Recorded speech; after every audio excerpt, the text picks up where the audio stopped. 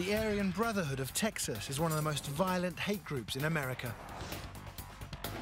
If someone disrespects you, you have to destroy them, period. This white supremacist gang operates a criminal network from behind their prison bars.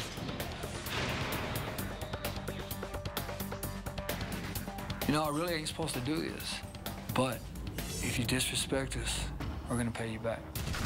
Now they reveal their drug smuggling secrets. What we do is we'll liquefy the methamphetamine and we'll bring it over the border liquefied. Their plans to assassinate a policeman. This cop cold-blood murdered him. And one high-ranking general's intent to ignite a bloody gang war so he can take control of the Aryan Brotherhood of Texas. I'm gonna get it, or I'm gonna die trying to get it.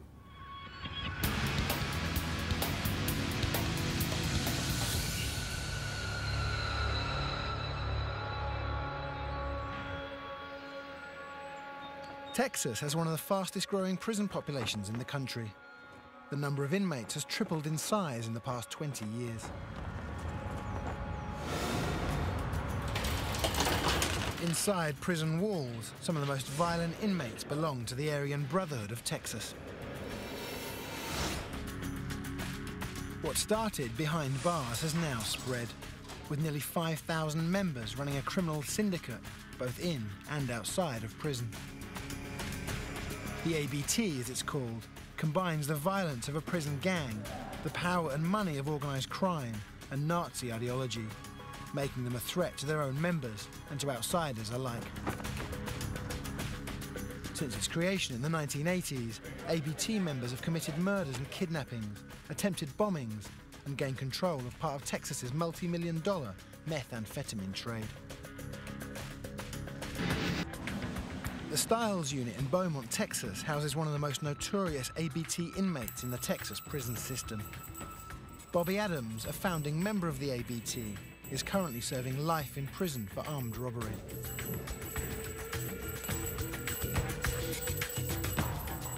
Adams and a group of white inmates founded the ABT to protect themselves from the other racially divided gangs in Texas prisons.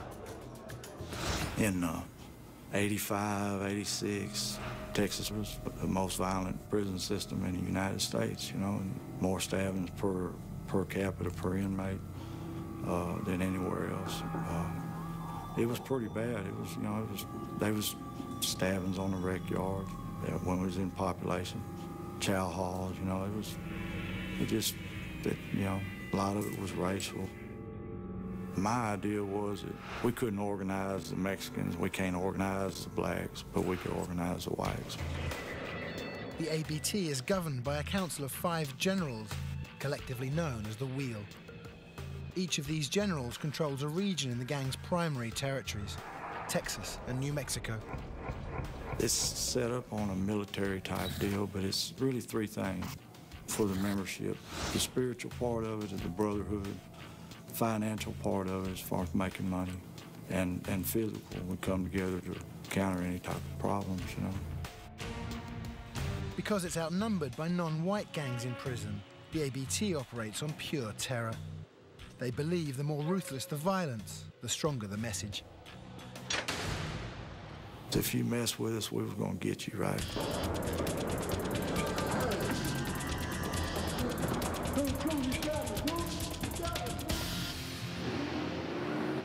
The ABT lures in new prospects with the promise of protection.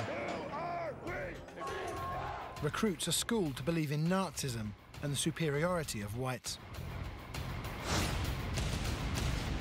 Tattoos of swastikas and SS lightning bolts indicate their allegiance.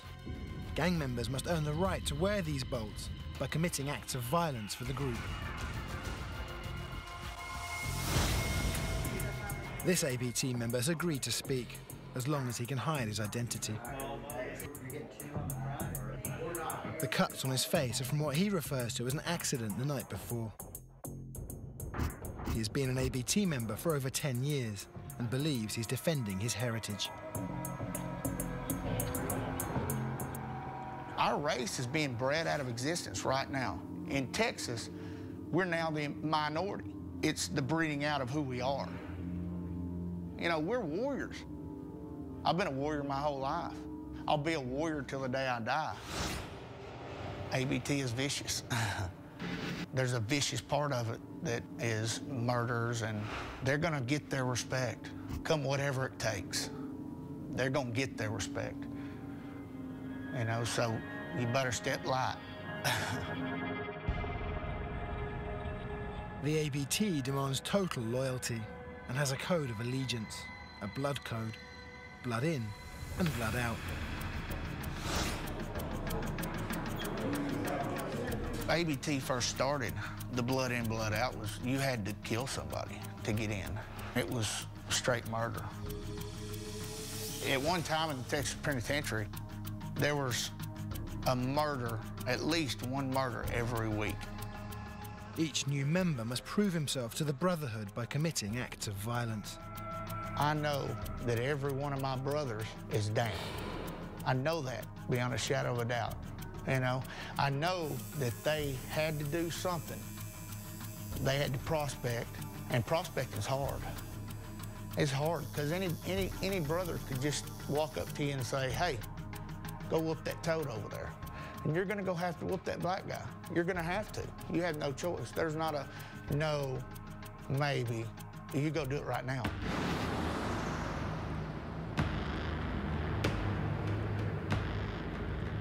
The rising level of violence associated with the ABT has captured the attention of the Anti-Defamation League, a watchdog group that monitors white supremacists and other hate groups. ABT violence is literal overkill. You know, inmates who have been stabbed 70 times, people whose bodies have been dragged around in full view of either the yard or security cameras, you know, where other people can see. Killings that are meant to make a broader point than just getting rid of the victim.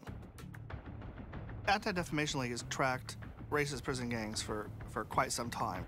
And one of the reasons we've been spending more time on this is because increasingly these groups are present not only in the prisons, but on the streets. And so they're causing more problems than before. And so we've been devoting more time to them than before.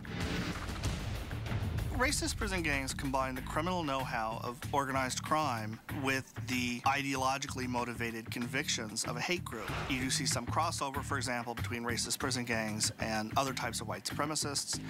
You do see the presence of hate crimes among their criminal activities. But the ABT have unusual priorities for a white supremacist organization. They will work with black and Mexican gangs if it means turning a profit. Their organized crime aspect comes first, and ideology comes second.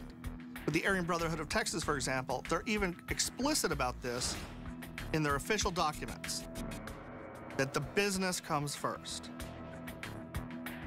They will make a strategic alliance with, for example, a Mexican gang for some particular reason, like control of the drug trade in a prison or some mutual benefit. I'm about making money, and, you know, hating somebody, it don't make me a dime. I don't care if it's a little green man from Mars. If he wants to do some business and he treats me with respect, I'm gonna treat him with respect, you know. The actual amount of profit linked to ABT drug trafficking is unknown. But last year alone, nearly $150 million worth of meth was seized in Texas. And as the ABT makes money, it also attracts new recruits. ABT has got 120 units in this system now, and they've been recruiting people from state jails and county jails and anybody that, I mean, they're just picking up anybody and everybody, you know. But as the organization grows, it becomes harder to maintain order. The rich pickings can tempt ABT members to overthrow their current leaders and take control for themselves.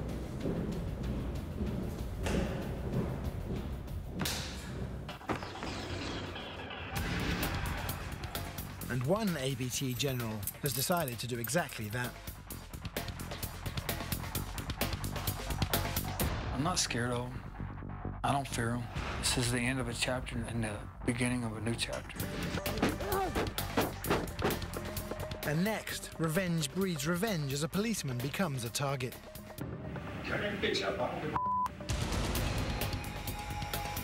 And the ABT goes to war.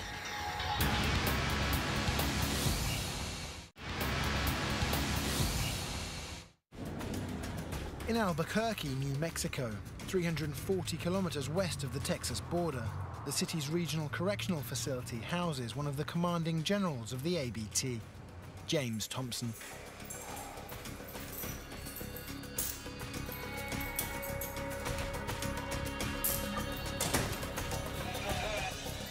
This is the first time he has spoken on camera, but Thompson has a warning for anyone who would betray his own trust.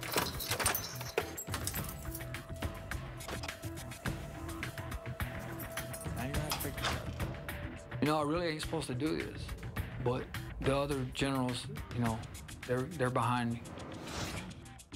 But, you know, if you disrespect us, we're gonna pay you back. Sometimes it can get pretty messy. Thompson is plotting to destroy the current ABT leadership and take sole control of the gang. When I set out to do something, I'm not gonna let it stop me. It's like, you know, a wolf. Even though he's a predator, if he gets trapped, he hits you off his own foot to release himself, you know? If I really want something bad enough, I'm gonna get it, or I'm gonna die trying to get it. Convicted of multiple crimes, including theft, burglary, assault, and dealing drugs, Thompson has spent nearly a quarter of his life behind bars. He joined the all-white Aryan Brotherhood 11 years ago when he first went into prison. When you go to prison in Texas, there's a lot of things that go on inside. When somebody comes over and tries to steal from me and I try to do something about it, and then I get clicked on by 10 or 11 guys, I want somebody there that's gonna be able to back me up. Some of the guys that represented ABT were the more strong, more dominant white folks in prison. And I'm a natural leader, so those are the people I was attracted to. Within the Brotherhood, Thompson quickly rose through the ranks. You gotta prove yourself, you know? So I'm willing to stand and fight for what I believe in. It's a matter of life and death in here. That's what people don't realize. Thompson thinks of himself as a warrior preparing for battle. Clashes are common between rival gangs, but Thompson has now turned to fighting within his own organization. He and his fellow generals want complete control of the ABT and its money. They went formed their own wheel and just created a big old mess, you know. It's like a bunch of sharks that are feeding frenzy. They're out for themselves, you know, and they're out there, they ain't paying no attention to nobody. According to Thompson, the old leadership is taking the ABT in the wrong direction by betraying their brothers in order to turn a profit. Thompson's vision for the future of the ABT is to make more money by keeping its members out of prison and on the streets, projecting the image that the ABT is a legitimate organization. Thompson plans his takeover of the Aryan Brotherhood of Texas from the isolation of his segregated cell block. Even though he's locked up, he uses a network of ABT members on the street to conduct gang business. The federal government has even accused him of allegedly approving a murder from inside his cell. Inmates have a right to communicate with the outside, but the prison monitors all his messages. If his communications are linked to any illegal activity, he can be prosecuted. But there are ways to get around these measures. My mail's under extreme scrutiny. You know, we just don't write stuff out in plain black and white. We use a lot of metaphors and stuff like that. But it's just a lingo that we have, that we understand each other. And Thompson has devised other ways of getting past the prison scrutiny. You can send messages with people that are getting out. You know, not all the COs are, you know, there's dirty cops inside there.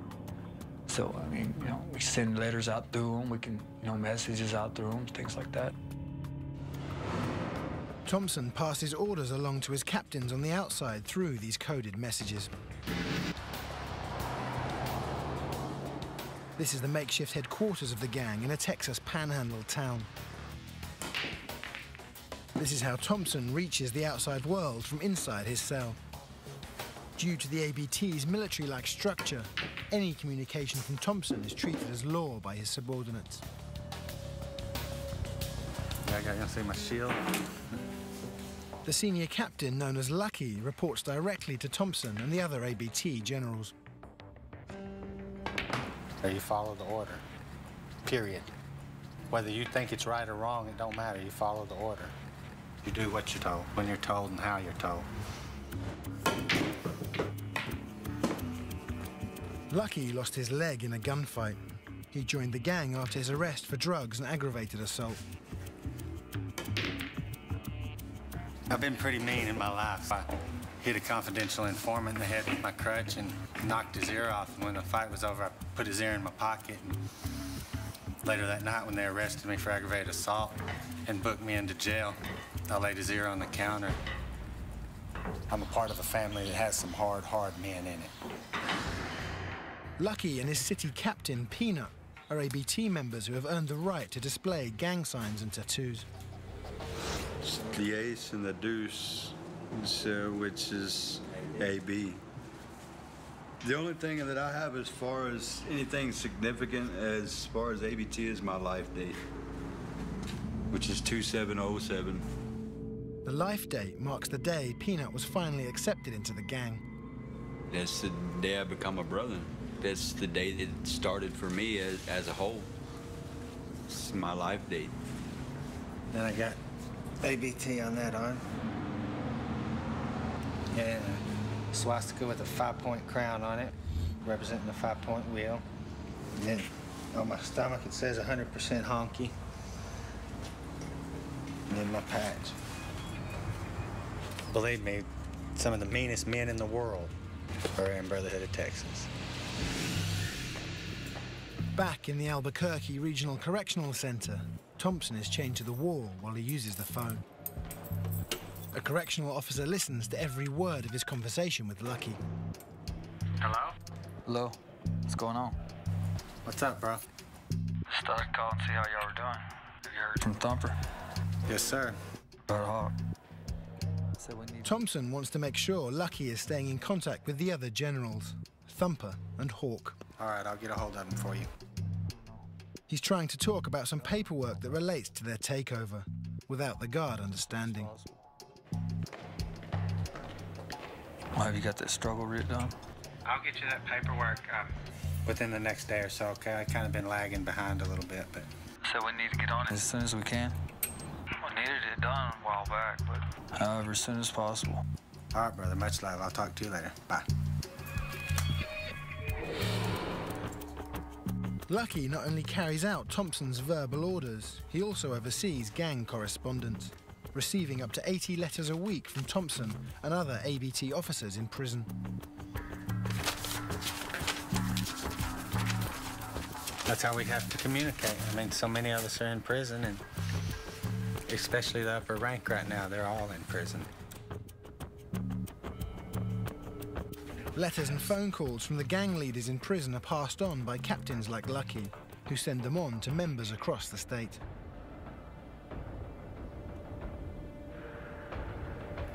And I'm just telling them, you know, a lot of the stuff that's going on now is coming to an end so we can move on to the next stage. The next stage means that Thompson is ready to make his move against the existing leadership of the ABT. While a Brotherhood member on the inside reveals the secrets of the gang's deadly meth trade,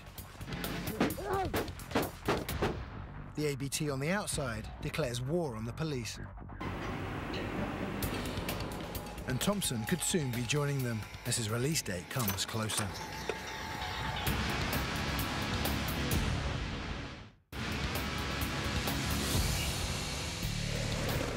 The Aryan Brotherhood of Texas is one of the most violent white supremacist gangs in the US. But in the world of high-stakes drug trafficking, their white supremacist beliefs often come second to their desire to make money. The highest percentage of their income is from methamphetamine. Because of its centralized location, Houston is a major distribution hub for the meth trade, which also makes it the center of power and profit for the Aryan Brotherhood of Texas. Millions of dollars in drugs and drug money flow through the region each year. In the Harris County Jail near Houston, Chevy Parnell is serving time for robbery. Parnell has been in the Brotherhood for 15 years.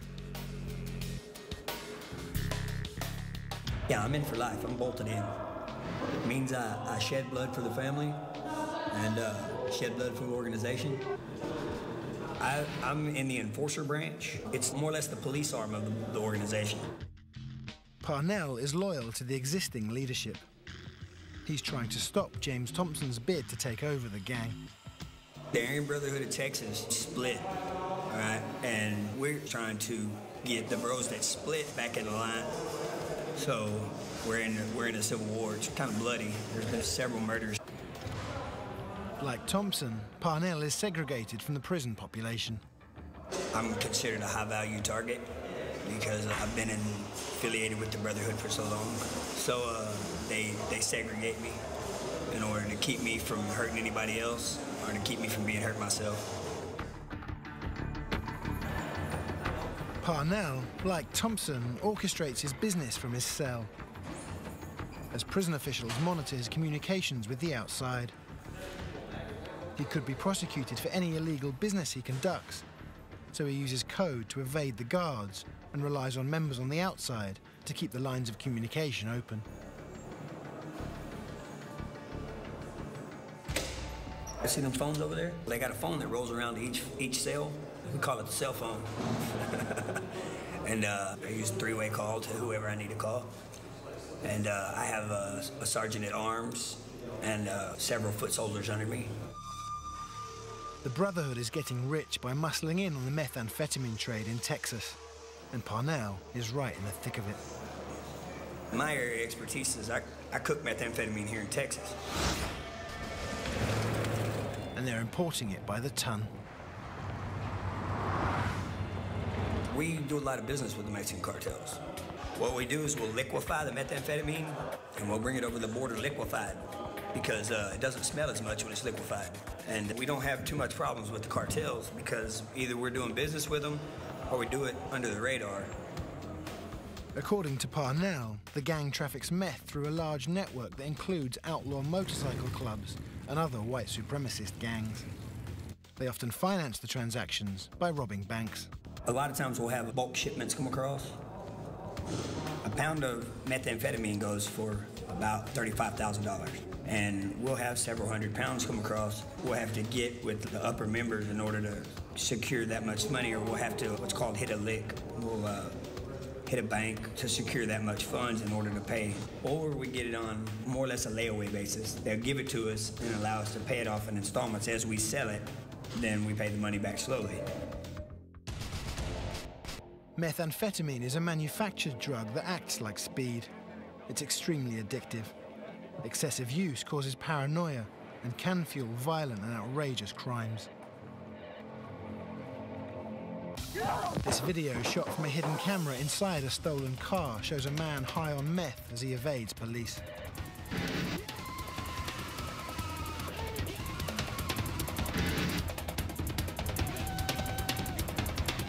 The drug is dangerous, and for the ABT, extremely profitable. But it causes huge problems for law enforcement.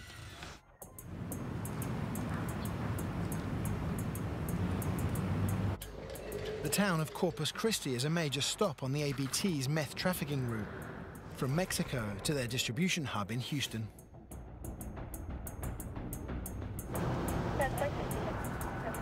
On the streets of Corpus Christi, Sergeant Paul Lesowski works on a tip he received about a dangerous Aryan Brotherhood leader who just got out of prison.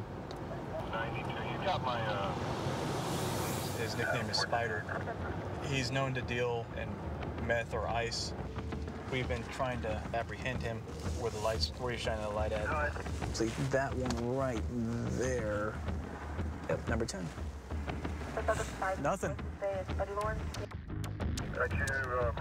Unfortunately, Mama has been protecting him, not giving him up, not telling him if he's home. So. Negative. As far as I know, he hasn't been arrested. Then let's go check out the mobile home parks. All right, man. I'll meet you out there. I did, sir. I think you got that information from... I believe he has several felonies on his record. Actually, he just got out of jail, in fact, for, I believe it was for possession of controlled substance. And also, I believe he had some weapons with him as well. Adam 410,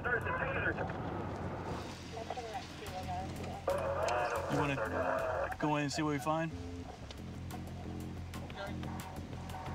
Sounds good. There's some banditos that live out here. There's also some ABT, and it's kind of their little, they like to call, you know, compound or stronghold. Everybody knows everybody in this mobile home park, and the person that we were talking about earlier also lives out here. And the thing is that he can pretty much, if he ever gets in trouble or if he ever gets to be wanted, he can move from one of these mobile home to mobile home, and we could never find him. So it's kind of difficult trying to get in here and kind of catch him if he doesn't want us to. There is no sign of the suspect. For law enforcement, trying to break the ABT meth trade is a constant battle. Drug crime is ripping apart Texas communities. Was it gang-related? I'm not sure. I'm checking that right now. Even the ABT itself is not immune. Rampant drug use is a major source of friction within the gang and causes problems in the ranks.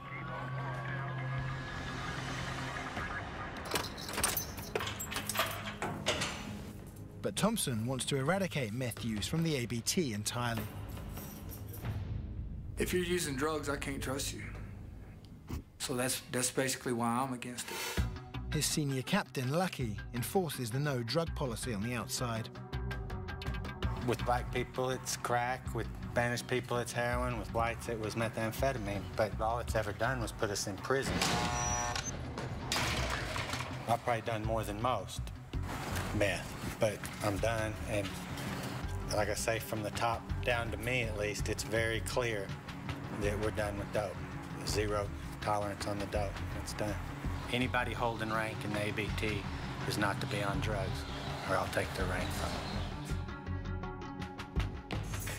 Thompson's no-tolerance stance on drug use is designed to help control profits and his own gang members. The ABT only admits the most ruthless and violent white inmates into the gang. Murderers like Jason Trooper Hankins, who once ran the Dallas region as an ABT general. Today, he's serving a 10-year sentence for murder.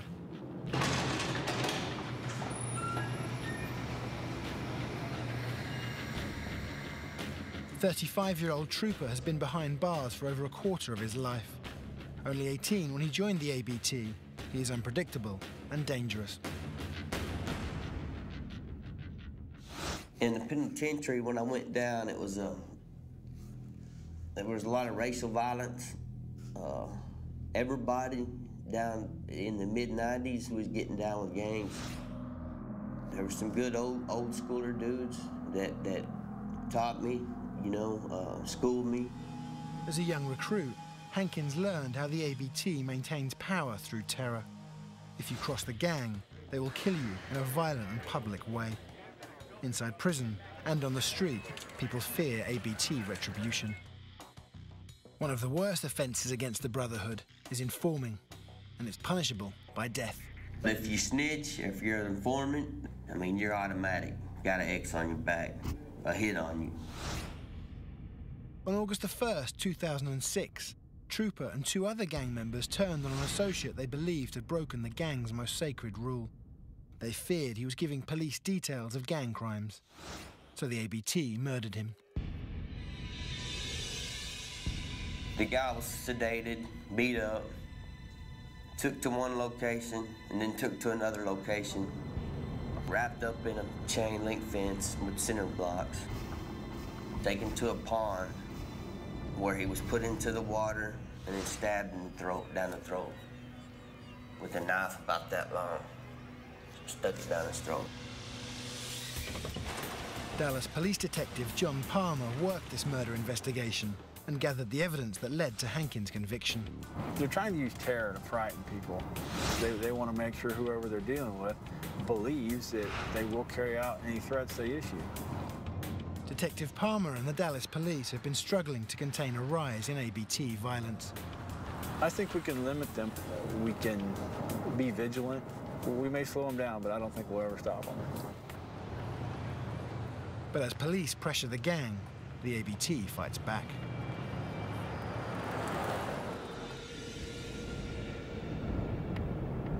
On the night of December the 18th, 2004, sheriff deputies in Cloudcroft, New Mexico, responded to a domestic disturbance call.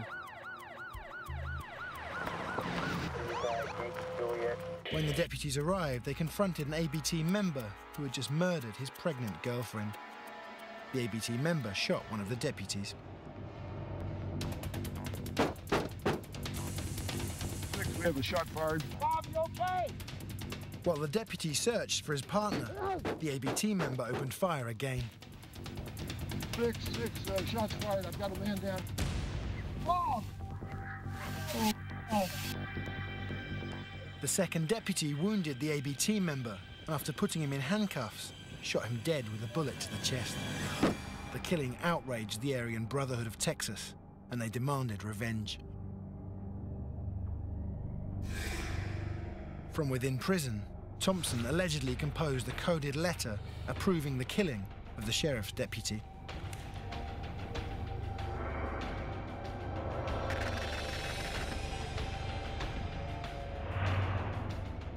An ABT meeting was assembled to plan the murder. Undercover federal agents, posing as ABT members, infiltrated the gang and set up a hidden camera. The New Mexico ABT leaders had no idea they were being recorded. How's everybody doing?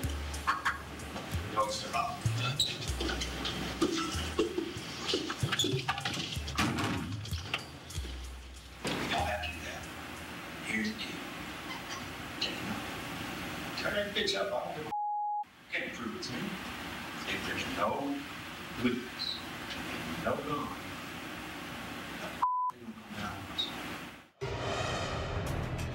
The FBI arrested the gang members before they could carry out their plan. They charged 2 ABT gang members with conspiracy to kill a law enforcement officer. Both men received 10 years in prison. Although James Thompson was accused of writing the letter approving the killing, his trial ended in a hung jury, and he was acquitted of all charges.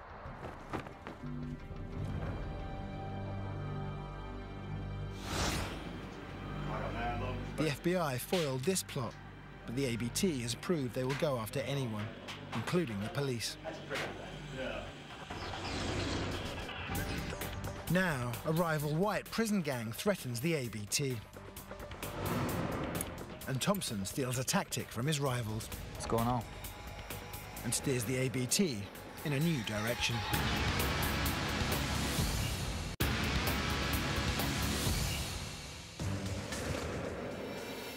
The Aryan Brotherhood of Texas is a prison gang whose power extends far beyond prison walls. Inside the prisons, the ABT recruits the most violent white men with the promise of making money and belonging to a brotherhood. You got to handle your business. You have no choice. You have to represent. It gives you something that makes you not want to be a bitch, per se. You know what I mean? It gives you a reason to fight over and above anything else, because now I'm representing the Aryan Brotherhood of Texas, you know, and I've got brothers that depend on me. Recruits sign a blind faith commitment promising unquestioning loyalty to the Brotherhood for life. And recruits are lining up to join the ABT in alarming numbers. Watchdog groups like the Anti-Defamation League monitor racist activity and are working to understand the growth of racist prison gangs. Because the gangs guard membership information, exact numbers cannot be known. But it is believed that 1 in every 10 inmates in the US is affiliated with a racist prison gang. Several things are fueling the growth. Success breeds success. in some respects. So if these gangs are perceived as respected in the prisons, they can attract more recruits. The fact that these gangs basically deal in meth makes them very attractive to parts of the country where meth is increasingly becoming the drug of choice. And so they can cook and sell and distribute meth. They get more followers that way as well. People kind of want to get in on the action. But the ABT doesn't accept everyone.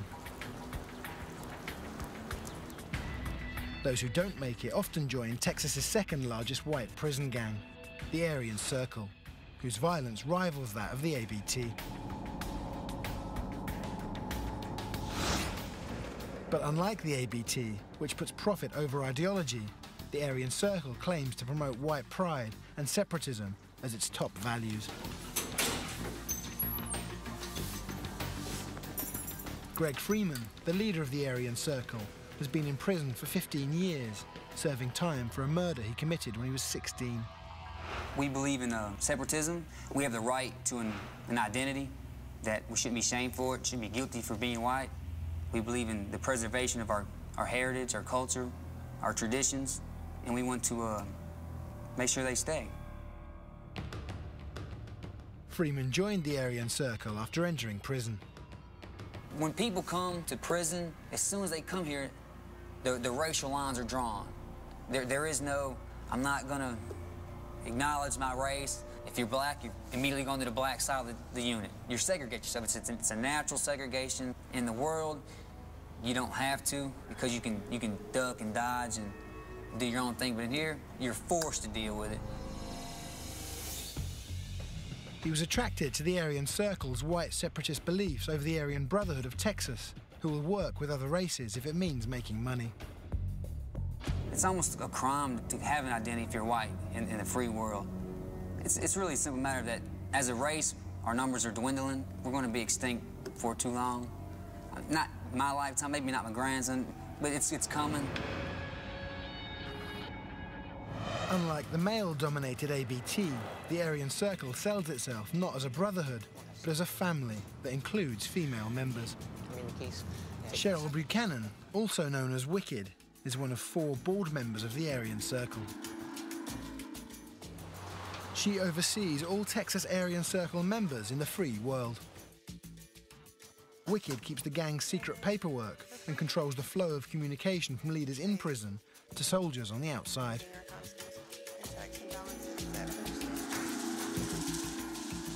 I just have a lot of letters. They're from the federal penitentiary, they're from the Texas prison system, they're from the free world, they're from the out-of-state. Her fiancé, Brett Gregory, is also a member. We are probably the most organized white group, both inside and outside the penitentiary. We are individuals with white separatist ideas and values. We are for the betterment and the procreation of the white race and for family. Both Wicked and Gregory have done their own time in prison. I got busted with heroin, cocaine, and methamphetamine. Gregory was 18 when he was incarcerated. He credits prison with forging his white supremacist beliefs. You know, you go to the penitentiary and you pick a side, and that is the side that you were stuck with. And a lot of whites, you know, they don't have really a choice. You know, you have to, you know, represent yourself, or it's going to be bad. Wicked and Brett are passing their white supremacist ideals to their children. Hitler, come here, boy. They have even named their dog after one of their heroes. He's really gentle. He's a loving dog. Hitler, come here. The couple claim they are now working to change the violent and criminal image of the Aryan Circle. We believe in being positive, protective members of society, you know, sticking with our own race, and teaching people to live healthy lives outside the walls. Though the Aryan Circle professes to no longer being a criminal organisation, Deputy Mike Squires is sceptical. I really don't buy it because, you know, hey, if AC wants to get out of the game of being a criminal group, hey, I'm all for it. But do I really think that's going to happen? No, I don't.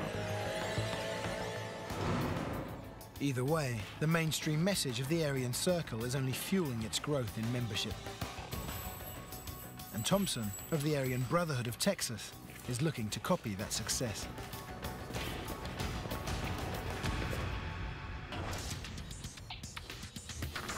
Now, his faction of the Aryan Brotherhood of Texas is trying to distance itself from the brutal history of the gang.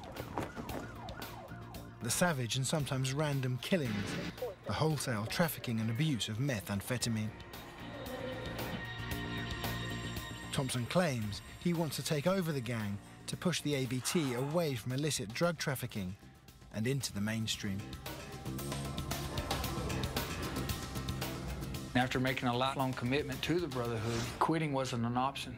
So the only option I had was, you know, go to the top and change it. Instead of pushing drugs, they'll sell ABT merchandise. I have projects that I'm going to push into it, which is the clothing line, jewelry. We're legitimate businesses, just as best we can, manufacturing T-shirts, selling prints. It's a way to keep the money flowing in without being bothered by the police. I can venture out into roofing, plumbing, anything that a bro's got a talent at doing, I can build a business around him.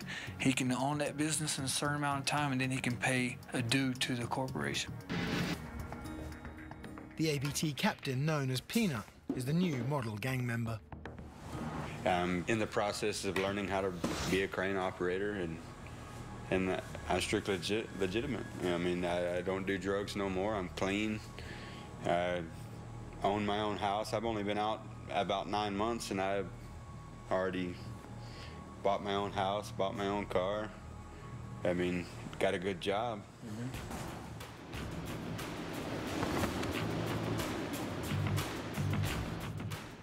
The next move in Thompson's power struggle is to stage a very corporate-style coup. They trademark the name and symbol of the Aryan Brotherhood of Texas. The white supremacist hate gang has become a brand. If and when the ABT ever goes fully legitimate, it will still be an all-white, closed society. But the ABT has always been driven more by money than by principle.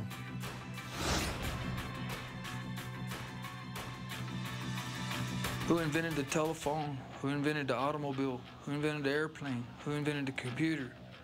Who invented electricity? All the major inventions of the world. Who created them? Where'd they come from? Come from a white person. And law enforcement welcomes the new public face of the ABT.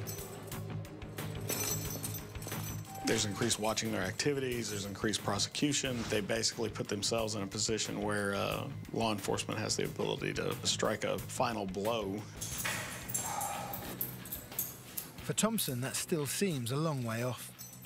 2 days after the taping of this interview, he gets some very good news. Facing 20 years on a charge of witness tampering through a letter he sent from jail, he receives 18 months in prison. With time already served, James Thompson may be free in as little as 1 year, and he'll have no more restraints. All that remains to be seen is in what direction his ambitions lie. Well, I think the only way they can stop me is keeping me in here. Because I think once I'm on the outside and I can move around and do what I need to do and work and put things in place, I don't believe there's no stopping me. I believe that with all my heart.